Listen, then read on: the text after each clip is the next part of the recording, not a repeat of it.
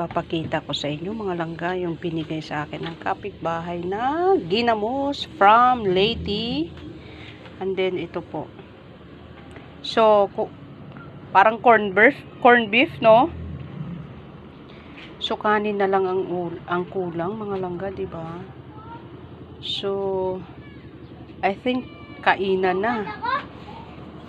No? So, ayan. Hindi ko na to papalagpasin. Ang sarap nito mga langga. Di ba minsan lang to.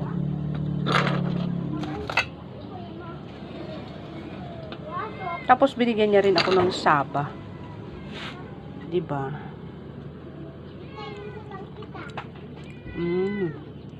Sarap talaga. Ha? Kumuha ka na lang. Kumuha ka ng lagayan mo. Sarap yung ulam yung bulad yan sa ano.